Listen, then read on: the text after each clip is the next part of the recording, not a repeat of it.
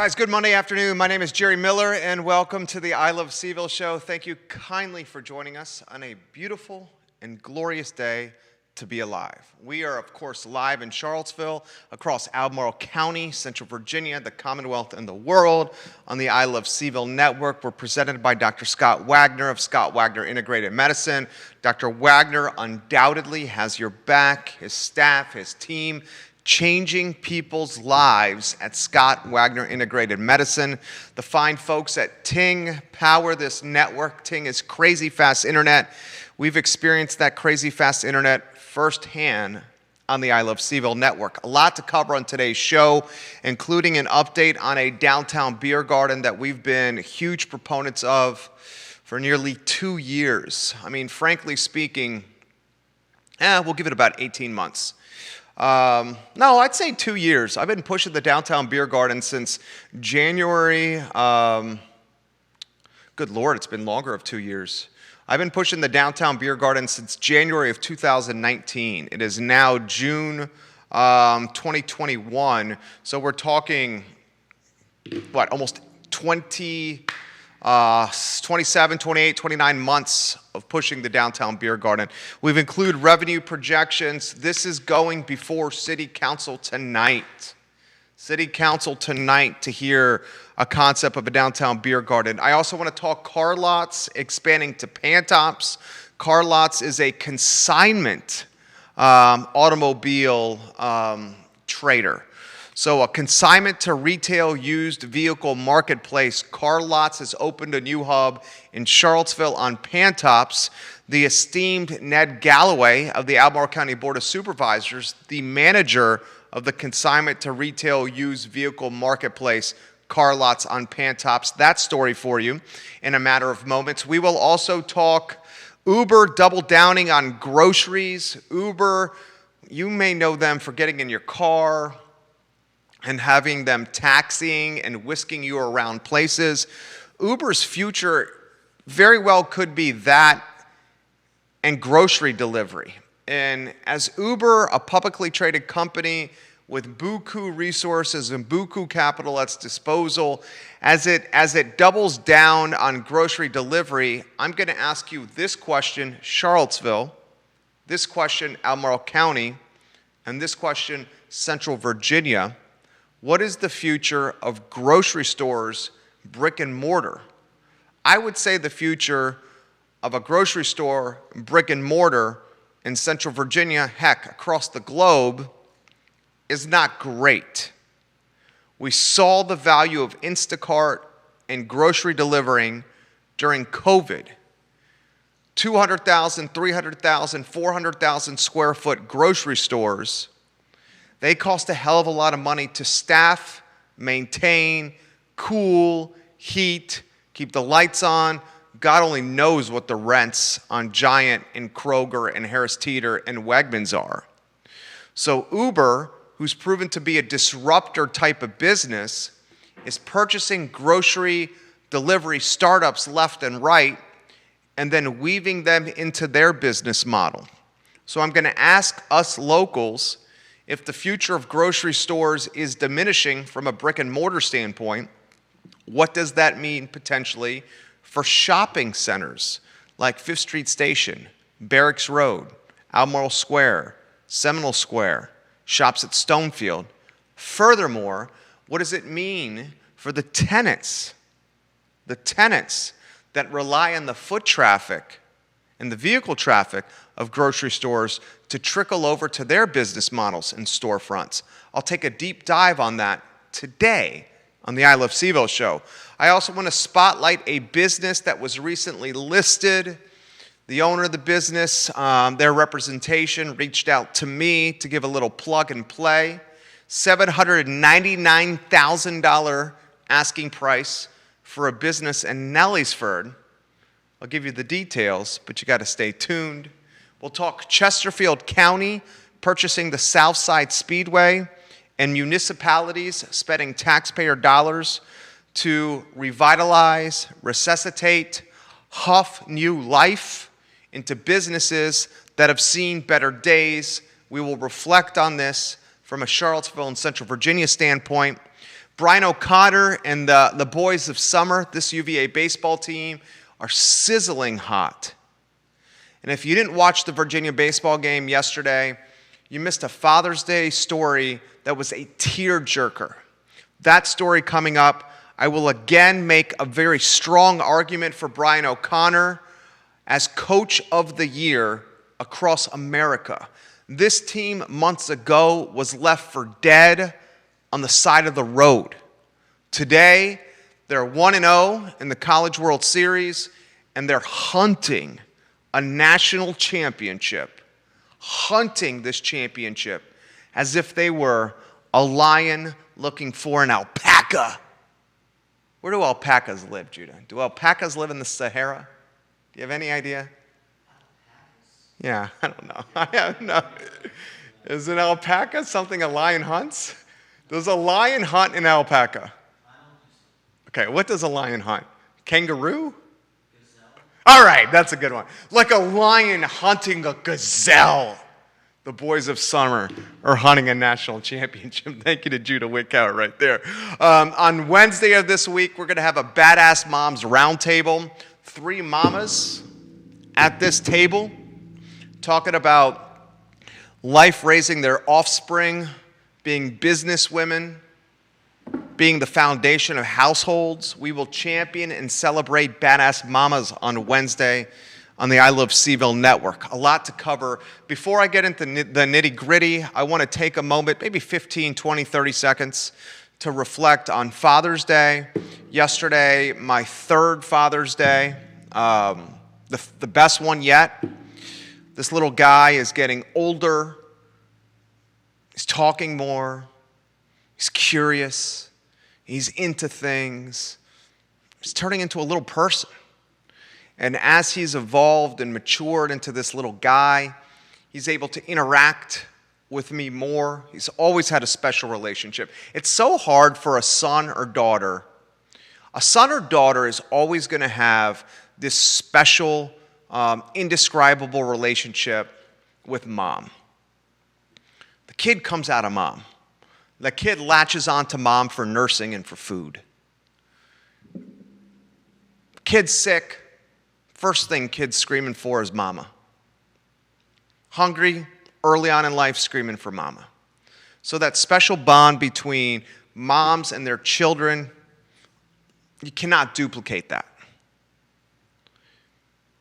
Takes you a while as a dad to realize that. But once you realize that, you appreciate it and you embrace it and you love it. And then you as the dad, your role for your little guy, your little girl, is a little different. Maybe it's the tough love. Maybe if mama rules with an iron fist like in my house, maybe it's to be the yin to the yang of that tough love and that iron fist. But 3 years in change, my 3rd Father's Day, I found it to be even more special than ever. I can talk to my boy. I can play sports with my guy. I can, this guy's pretty much living on chicken tenders and fruit snacks and Nutri-Grain bars. I don't know if your kids are doing that, but that's pretty much what our boy, wants. Grilled cheese, maybe, some chicken tenders, some fruit snacks, some Welch's fruit snacks. Loves the purple ones. Purple ones are his favorite. This particular Father's Day was so special because I was able to wake up with him. He and Mama had gifts and a card and some art that he did. Does he stay between the lines? No. But that piece of paper out of the coloring book was essentially my Mona Lisa, my Vincent van Gogh. And I hung it on the fridge under a magnet as a super proud dad. And he's potty training right now, and he's doing a hell of a job with it. So I got this naked little boy running around the house. And when he pees in the potty, we give him a reward to continue peeing in the potty, and it's a red Swedish fish. This guy will do anything for a Swedish fish. He goes in, and he can barely stand. He stands on his tippy toes. I'll just cut to the chase. Gets his wiener right over the lip of the toilet. and tries to direct peeing in the potty into the toilet. Gets it on the wall, gets it on the floor, gets it on the lip of the toilet, everywhere. Just everywhere, okay? Just absolutely everywhere. But when he's done, he doesn't see the splatter on the wall or the fact that Dad's going to, when he's not looking, have to clean up the floor, the hardwood, or the fact that 75% of that stream missed the toilet, 25% got in. All he says is, Dad, I peed in the potty. I peed in the potty. And I scoop him up. And I give him this like big bear hug. And I'm like, all right, you peed in the potty, buddy. Let's go get a Swedish fish. And that moment, it's these glimmers, these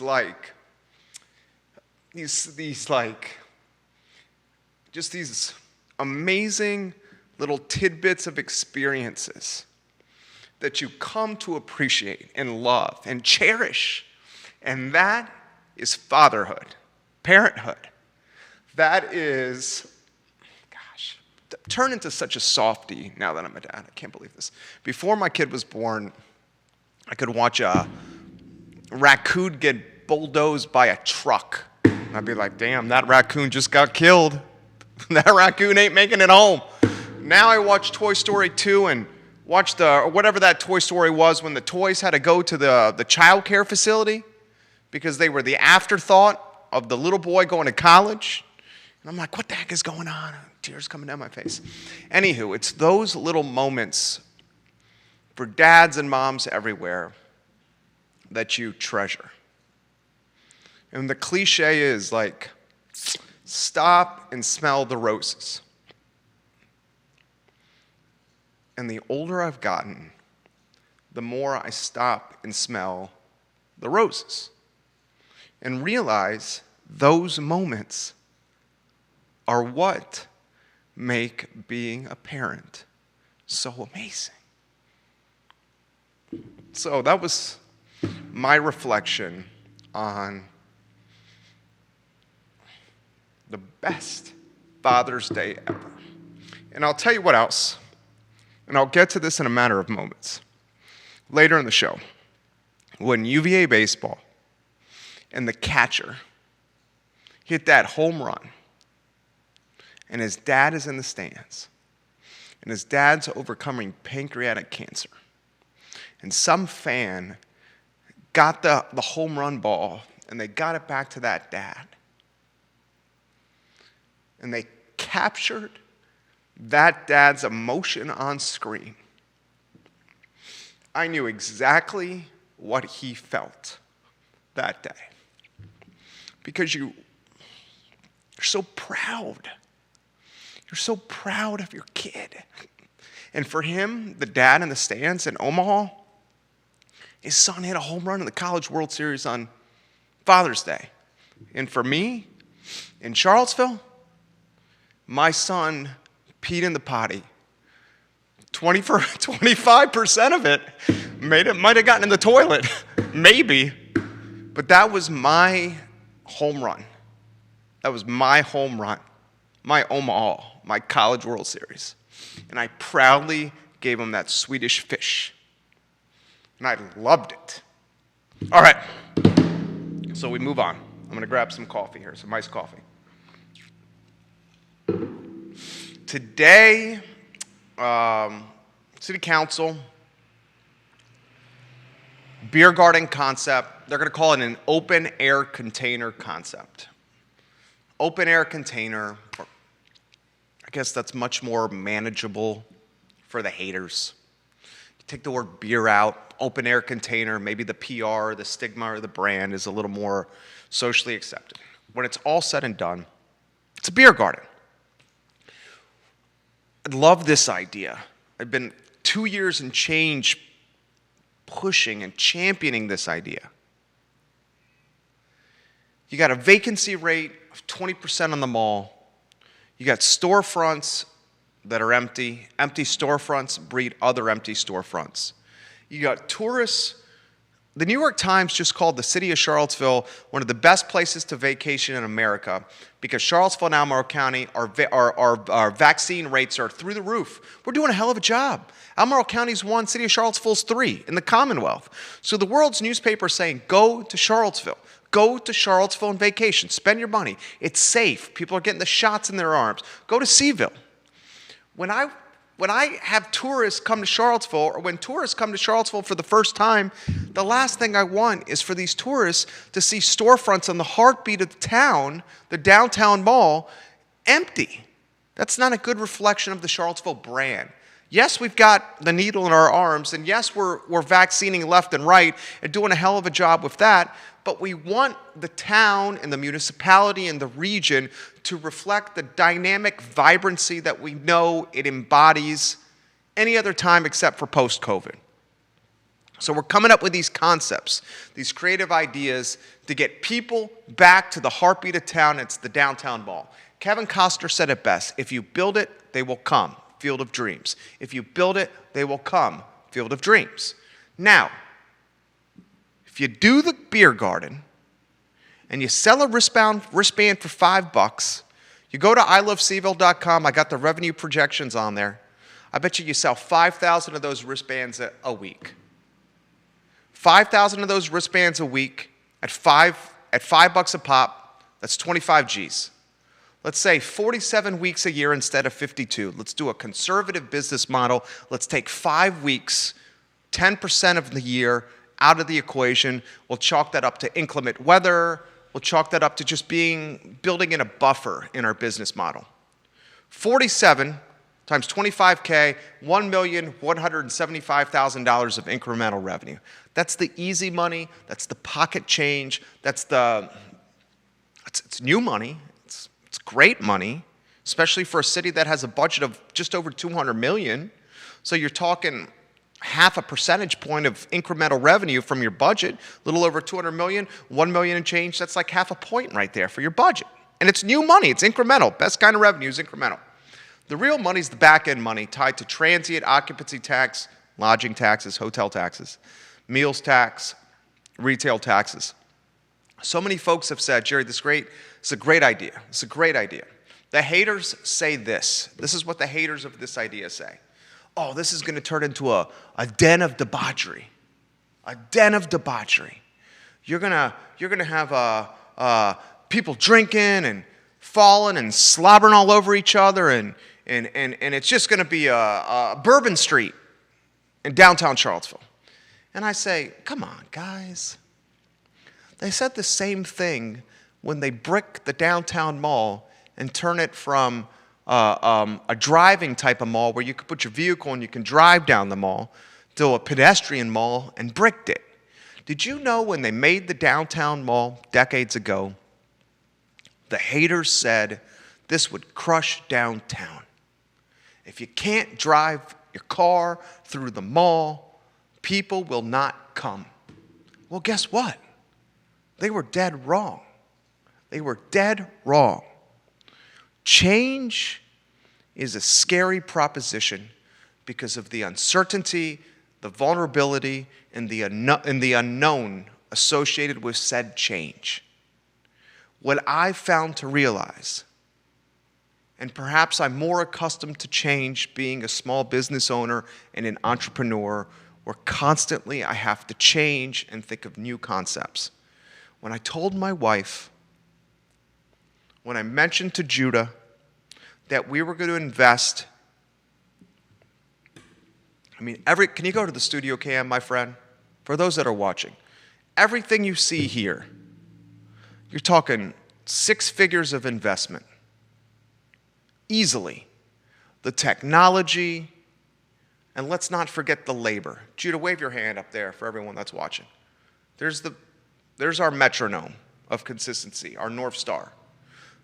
2 dudes.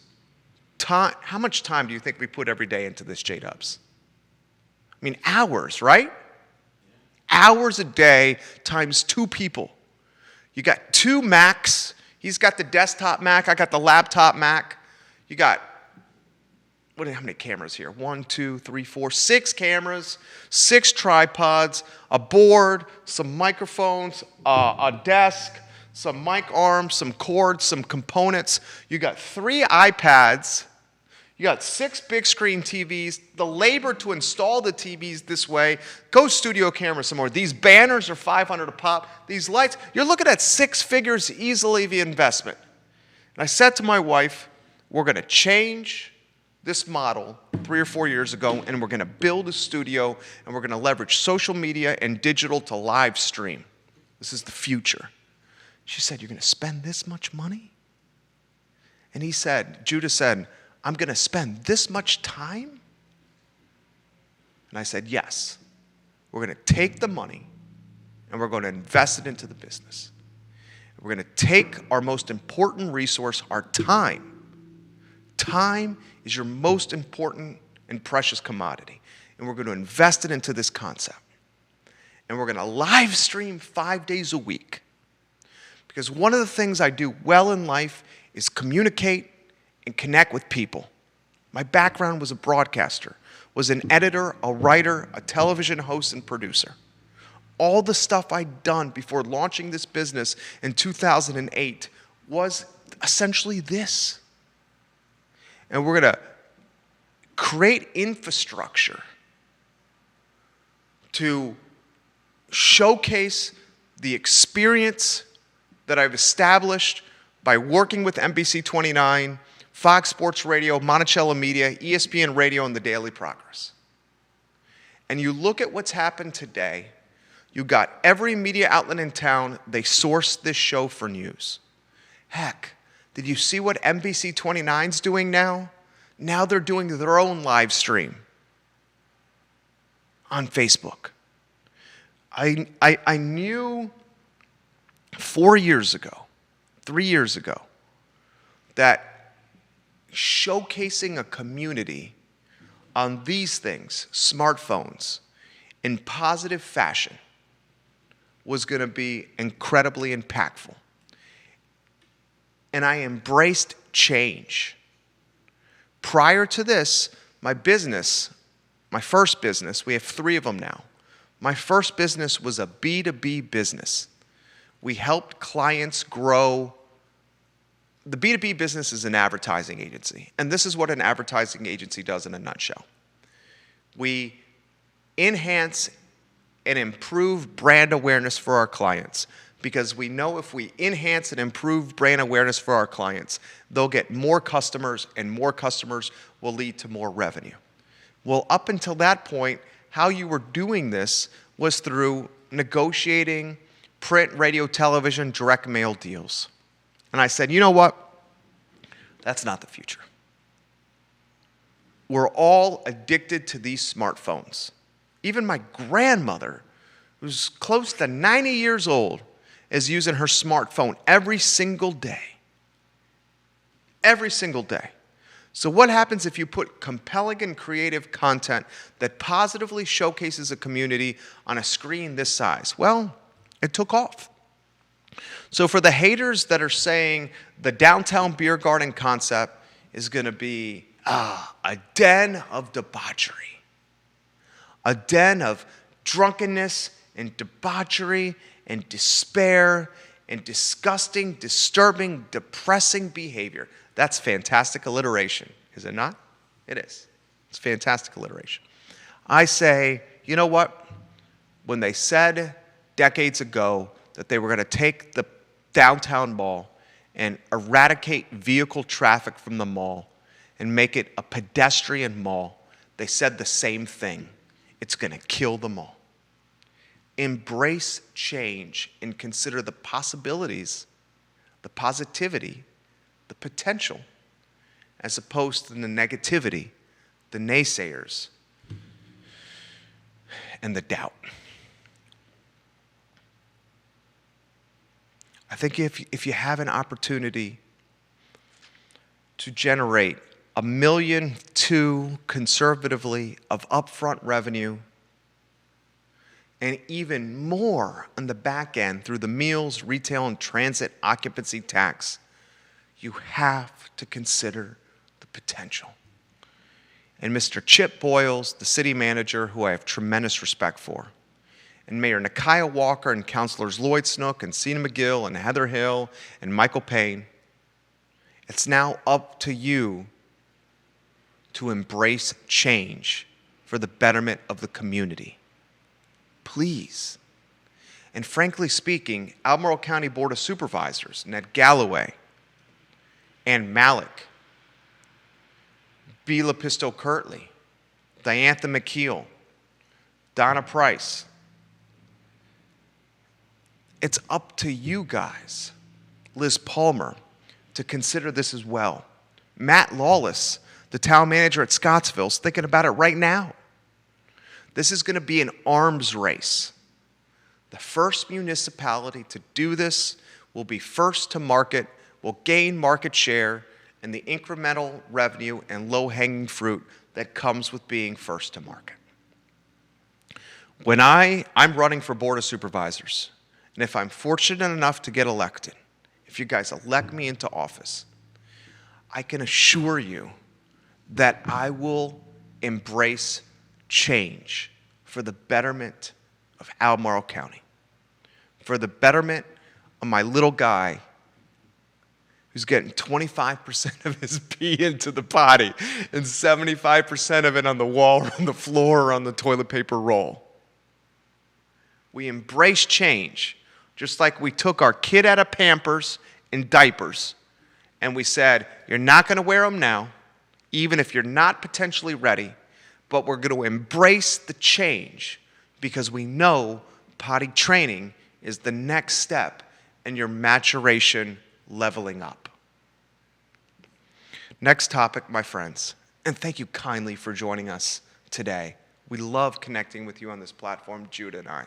Thank you, my friends, for being a part of the network. Share the network. Tell your friends about the show. That's the only thing we ask. We work really hard for this program, and the only thing we ask is you tell your friends, like it and share it if you could. The next piece of news, Car Lots is expanding to Pantops. Pantops has a very competitive automobile marketplace. The other marketplace that is slightly more competitive than Pantops, maybe Route 29, where you got the Colonials and the Malloys, etc. Ned Galloway is an Albemarle County Board of Supervisor. He is going to be the new manager of consignment to retail used vehicle marketplace Car Lots, which recently opened up a hub on Pantops in Charlottesville. The new location is on Richmond Road, pretty much across from Tip Top Restaurant. Ned was previously the manager of Car Lots in Midlothian, Virginia, so now he's a little closer to home. Car Lots is doing a rapid expansion in the Mid-Atlantic region and nationwide. It's now operating full omni-channel hubs in Virginia, North Carolina, Florida, Illinois, Texas, Tennessee, Washington State, California, Colorado, and Missouri. Consignment to retail, used vehicle marketplace. You don't want to sell your car? You don't want to put it on the side of the road? You don't want to deal with the BS that comes with listing your car on Craigslist? Take it to them. They give you a cut. They take a cut. They give you the rest of what your car sells for. Seems like a pretty clean business model. I'll tell you what, with Carvana, who I own stock in, I think the future of Carvana is fantastic. Really fantastic. With Carvana, with Car Lots, and with some of these online retail marketplaces like CarMax, the marketplace of selling vehicles is ridiculously competitive. And as Car Lots comes to market, as Carvana continues to grow market share, as CarMax penetrates smartphones and computers, you gotta wonder what the local dealer is gonna do to compete with global brands, some publicly traded Carvana, that seem to have indispensable financial resources at their disposal. Indispensable. The future of vehicles. buying and selling undoubtedly involves this screen. And as these vehicles are sold on smartphones, the price point pressure becomes greater than ever.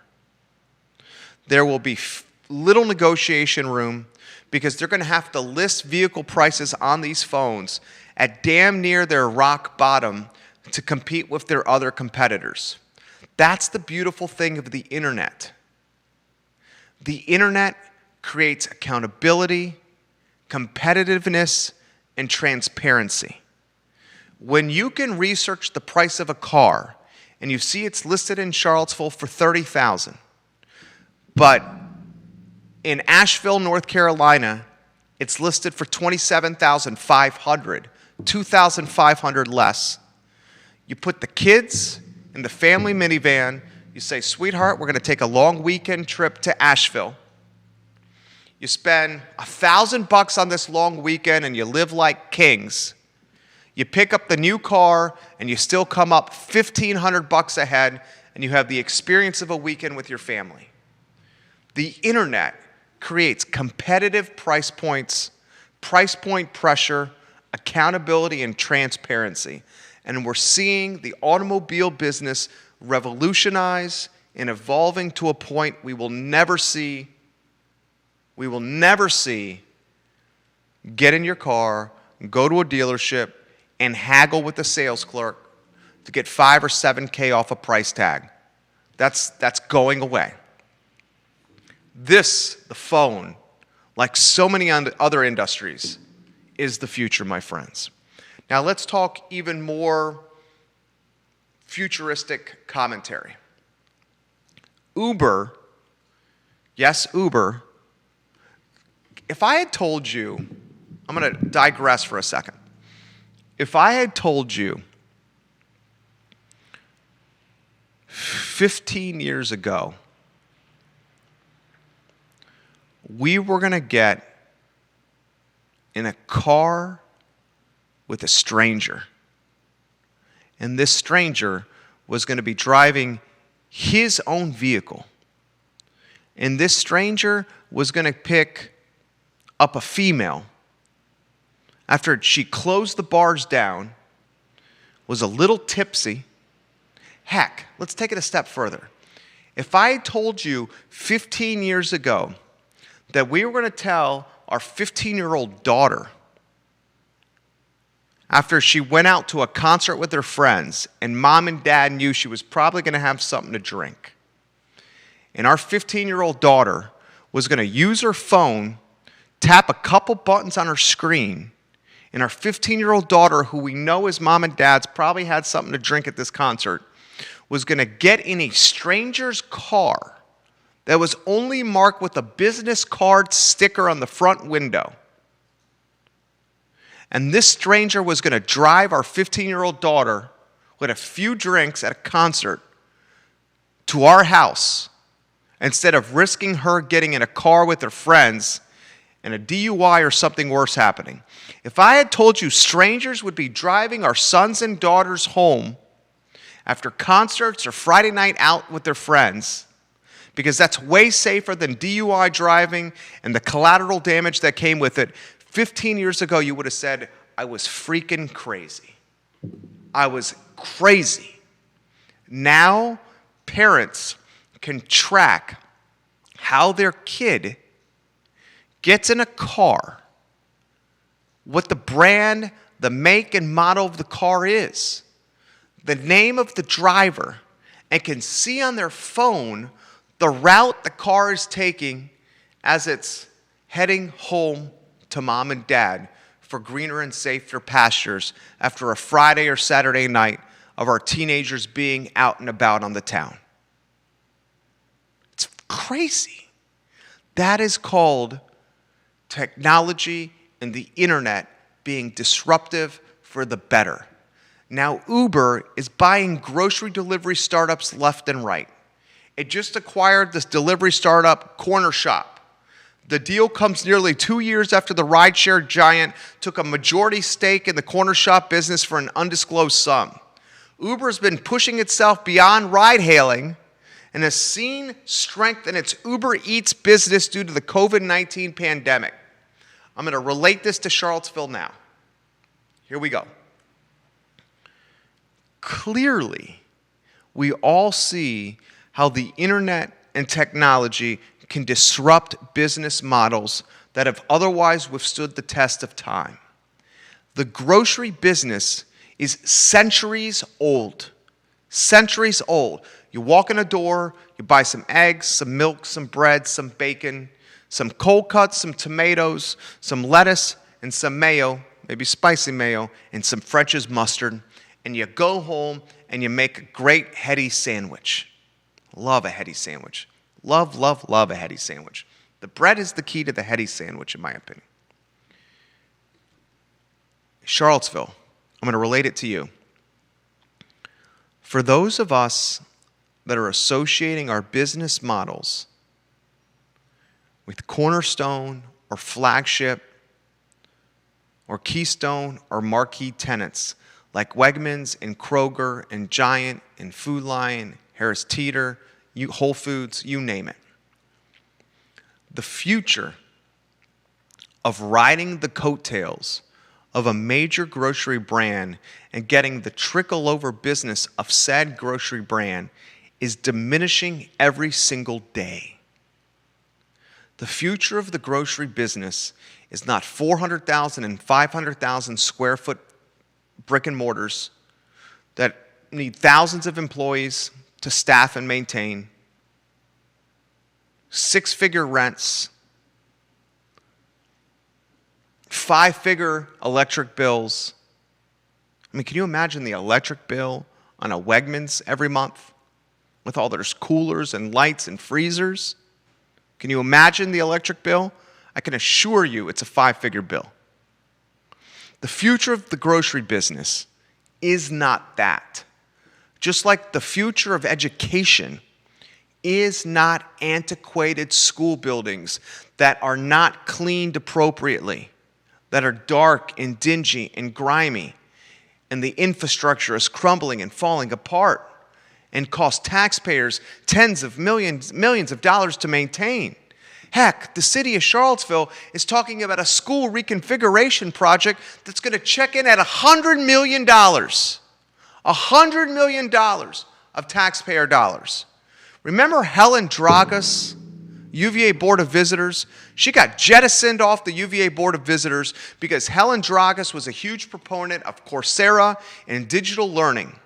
And her entire concept was the University of Virginia should win the battle of digital learning and get students from all over the globe. And by getting students from all over the globe, by educating them through computer screens and cameras and nice digital infrastructure, they can 10x their student body, which means the UVA endowment and the UVA brand gets more money than ever before. Helen Dragas, when she was on the Board of Visitors, she might as well have had a scarlet letter on her chest. She was jettisoned off that board. Now, Helen Dragas appears to be a soothsayer. She appears to have a crystal ball that clearly is the future of education. Charlottesville and the tenants that ride the coattails of major grocery retailers. I'm not going to say it's going to happen tomorrow. I'm not going to say it's going to happen next year. I'm not even going to say it's going to happen in the next couple years. But before you think about signing that dotted line and inking a 10-year commercial lease, many of them are 10 years, you better think what's 10 years down the road going to be for the grocery business. Just like we see what 10 years down the road is for our son and daughters getting in an unmarked vehicle after having a little too much to drink on a Friday or Saturday night with their friends, and now this unmarked vehicle, this stranger with a sticker on his front window, no larger than a couple of business cards taped together, taking our kids to mom and dad for safer, greener pastures as opposed to those kids getting behind a wheel of a car and getting a DUI or worse. 10, 15 years ago, parents would have said, there's no way in hell I would let my daughter that's 15 or 16, get in an unmarked car with a stranger after she's had too much to drink and have this stranger drive my daughter home. Now that's the norm. Now that's the norm. Same for the grocery business. 10, 15 years from now, before you ink that long-term, decade-plus lease, ask yourself, where's the grocery business going? All right, I'm on fire today. A couple of items out of the notebook. Representation for a business in Nelliesford reached out to us. There's a convenience store in Nelliesford. Asking price is $799,000. That must mean the balance sheet, the P&L, is looking all right. $799K. You get 3 buildings plus the business. So real estate is included in this. It's not just the convenience store. This Nelliesford retail convenience store is located at 1779 Rockfish Valley Highway. 3 buildings, business included, good income all seasons, seller financing available, owner apartment upstairs, and extra rental income in the owner apartment upstairs. It's listed on the MLS. Do not go through the owner. Do not go through the owner. Go through the owner's representation. Her name is Biana. She's got a 798, the specific price point is $798,800 in Nelliesford. The owner financing intrigues me because there's going to be few qualified buyers that are going to get traditional financing for this deal. Not many banks. You better have a really good cash position if you're going to get traditional financing for an $800K business in Nelliesford. The owner financing model is pretty straightforward. You put some money down, and then you kick money every month to the owner until the outstanding balance is met. There's a term. The term could be 10, 15, 20, 5 years. You negotiate the term with the owner. Okay? And then you do this deal, and you could potentially be a business owner in Nelliesford. 1779 Rockfish Valley Highway. Convenience store with 3 buildings, an upstairs apartment for additional revenue. Contact Biana. Owner financing available on this particular deal. One other item out of the notebook. Chesterfield County, the municipality, is racing to buy Southside Speedway for $5 million. Southside Speedway shuttered its doors, shuttered its racetrack in December, obviously a reflection in part due to COVID. 41-acre site at 12800 Genito Road. The property is under contract. The deal is expected to close by the end of June. The Speedway was most recently valued at $1.8 million. Board of Supervisors in Chesterfield County met this past Wednesday to discuss a resolution to allocate $5 million to the county's Economic Development Authority to buy the roughly 41-acre site. The current owner, Sue Clements, her family had run the racetrack since the 1950s. They closed it down in December. Chesterfield County said the property and the Speedway are too valuable to sit vacant and dormant. We're going to use taxpayer money to buy Southside Speedway in Chesterfield County. Board of Supervisors doing a resolution. The deal should close in June. I bring this to your attention. I'm going to grab some coffee. Hold on. I bring this to your attention for the following reasons. This is an example of a municipality using taxpayer dollars to take a brand and a business that's stagnant, depressed, demoralized, in despair, in disregard, and using taxpayer dollars to resuscitate it and to huff new life into it on the operating room table. And the concept is the back-end revenue after the municipality buys the property, the land, and the business, the back-end revenue will supersede the $5 million initial investment.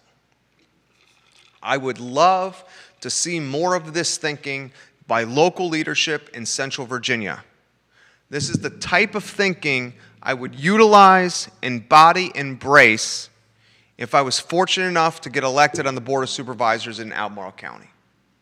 It's damn time that our local leadership, whether on the dais or on the board, has a mindset of small and medium-sized business ownership. That's the type of thinking we need to take our municipalities and level them up. Level them up. Props and kudos to Chesterfield County for doing this. Now, from a sports standpoint, UVA baseball, whether they win the national championship or not, I am so proud of this baseball team. The shortstop for UVA baseball, Nick Kent, Charlottesville boy, Missy and Brian Kent's son.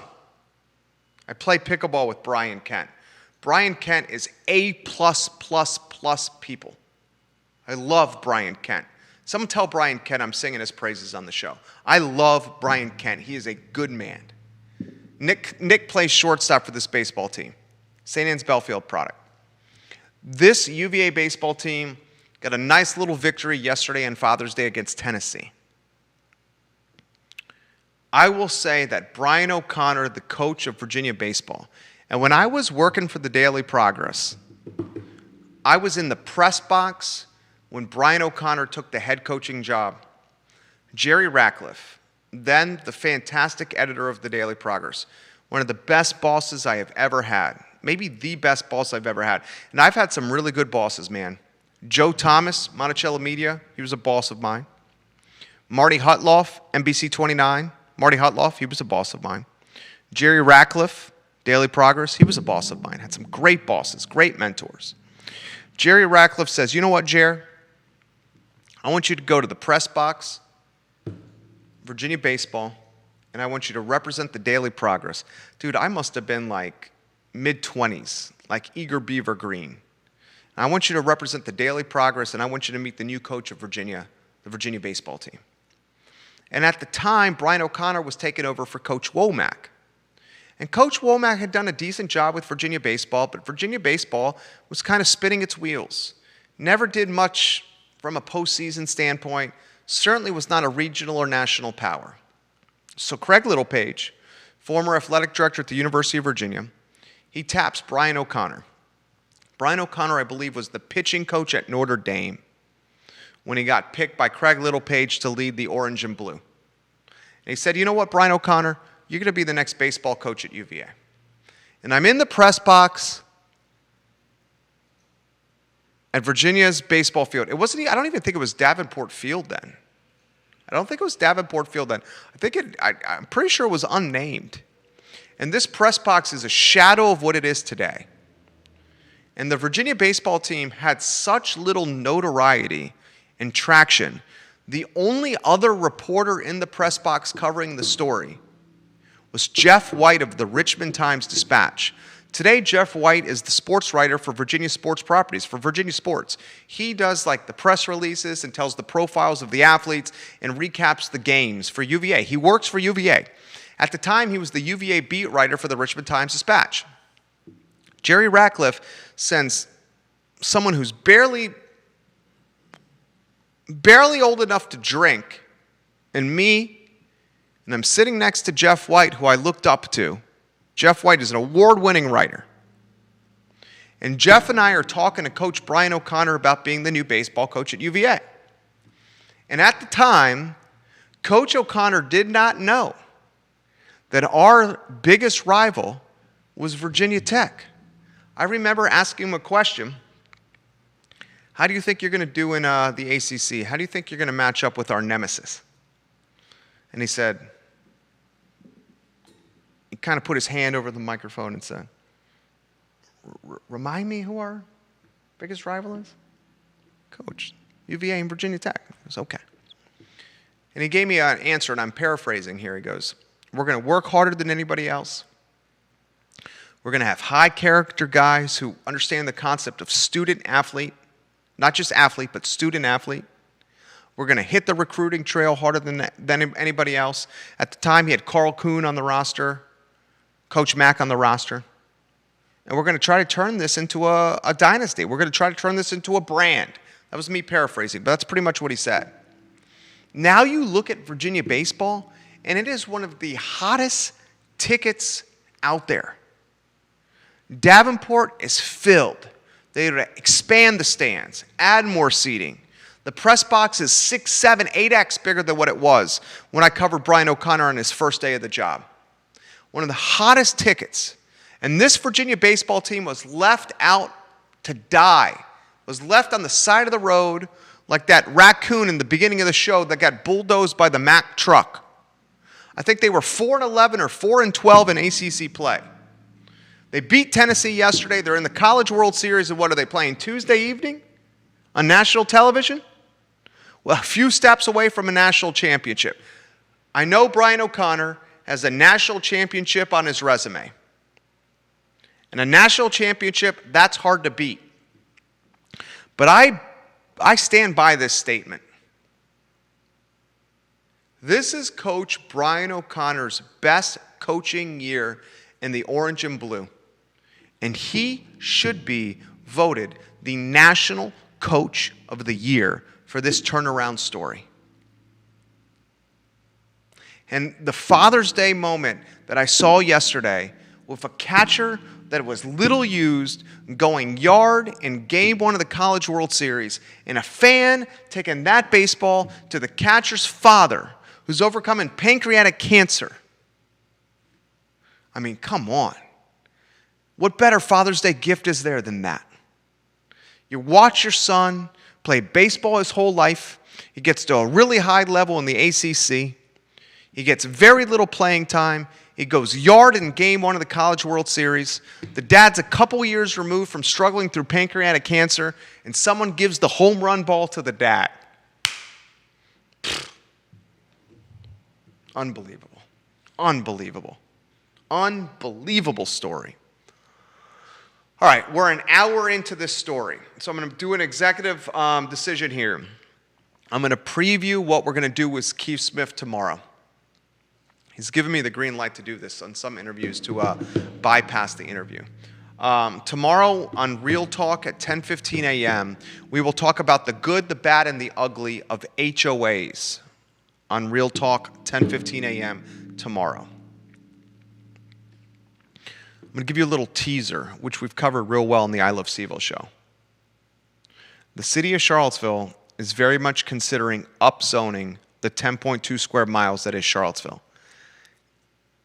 And by upzoning, it's going to give R1 single-family detached homes the opportunity to convert, pivot, or innovate into duplexes, triplexes, quadplexes, maybe an ADU, maybe a granny in-law suite, maybe a cottage in the backyard.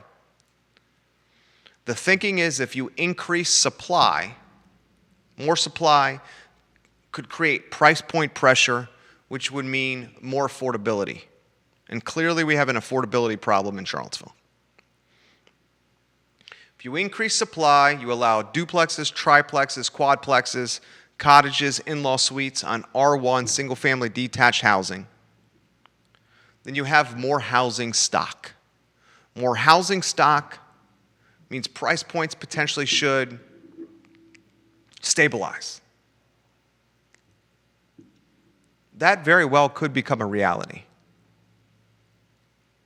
I certainly hope infrastructure like schools and roads and public transportation are being considered. Right now on Avon Extended, added density is forcing the 5th grade potentially into middle school because that added density was considered first before an elementary school's population was considered, Mountain View Elementary.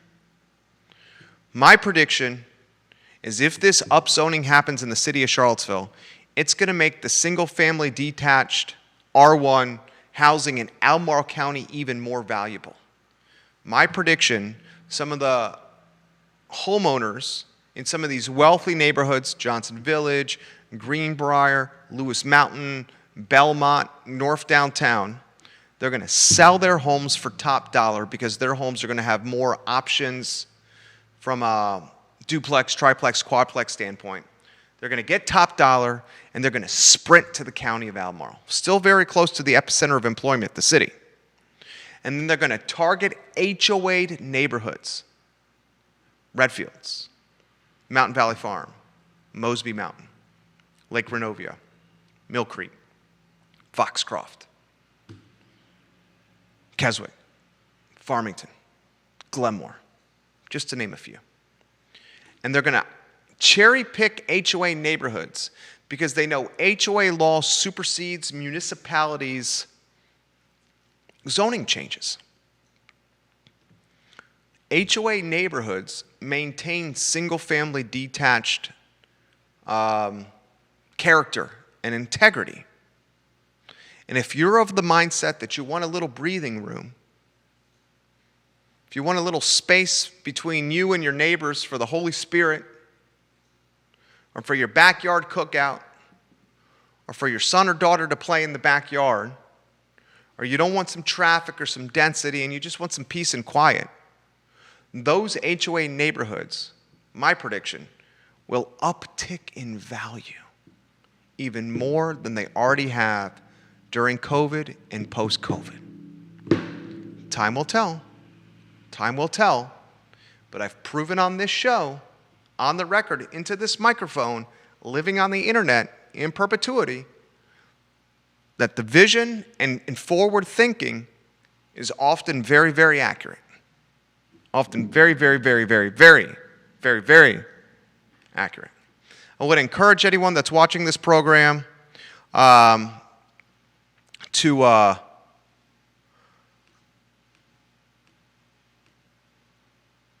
follow us on Instagram, please. I think you will very much enjoy our Instagram. I Love CVille Instagram. We do a lot of our content on IG. Patty's, we'll get to some comments right now real quick, Judah. Alpacas live in Peru. Yeah. Elk live in the American West. That's Patty Zeller. Katie Pearl, Keller Williams' finest, says, yes to all the chicken nuggets and fruit snacks. She has 4 kids. Stephanie Rhodes says, when is there going to be another Little Miller? I think you're reading my wife's mind right now, Stephanie. I would totally pump the brakes on that one. Kevin Cox says, what people want is good quality that they can depend on. Traditionally, if we wanted the best, we had to select our own meats and produce, but now that's changing. Many people get their food delivered and buy frozen meats and vegetables. In both cases, someone else did the selecting. I'm very happy to have someone spend time checking out bananas and pork chops if I can trust them to make good decisions about what I get from a grocery standpoint. Yeah. How much time do we spend in a grocery store? How much time do we spend driving to the grocery store and driving from the grocery store? How much time do we spend in the grocery store? Take it a step further.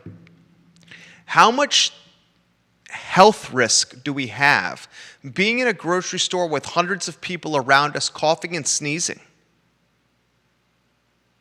You take your time driving to the grocery store, you take your time in the grocery store and your time driving home from the grocery store, and then you compound the opportunity cost of said time with the health risk associated of being around hundreds of people up and down the aisles, shoulder to shoulder, and you can see clearly why the brick and mortar grocery store business is a thing of the past. Just like the yellow pages, the home telephone, and the milkman delivering la leche to the front steps of your door. It might not happen tomorrow. It might not happen next year, but it's going to happen eventually. I got literally every media outlet watching the show as we speak here. I see them. I see you. I see them. And I appreciate you guys watching, okay? Please don't think I'm marginalizing you by any means. I understand that you're fresh out of college and you're working for peanuts and you're trying to find stories because you got an editor or a news director pressuring you to get good content. I was in your shoes. Rain and Connie Matternick say, we had issues finding affordable housing for our son. Everything is $1,000 per month. If a person is disabled or on SSDI, they cannot afford to live on rents that are that high.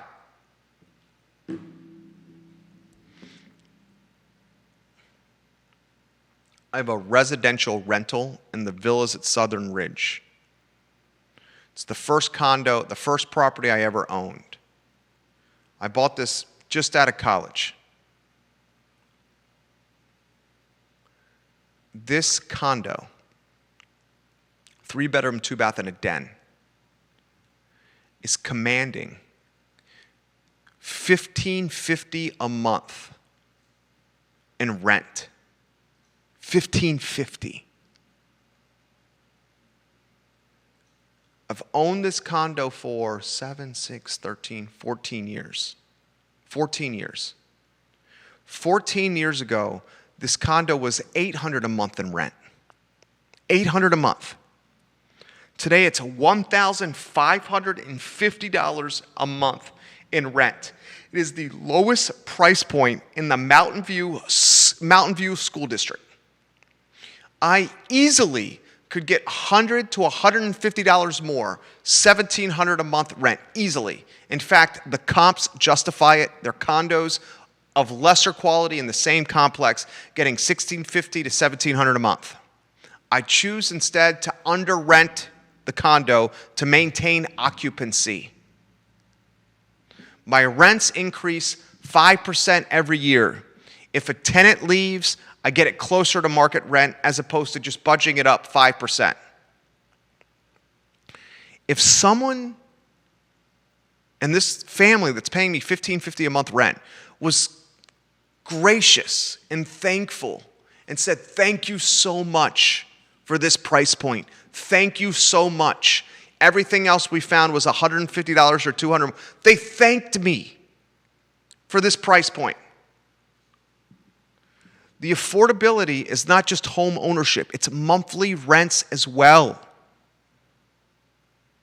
5% uptick every year. 5%. When the tenant leaves and I find new tenants, I adjust the rent closer to market. We gotta stop thinking just homeowners, and we gotta start thinking renters as well. Thank you, Connie, for making that point in the show. All right, elections matter. Neil Williamson said that. Elections matter. It's one of the reasons I'm running for Board of Supervisors.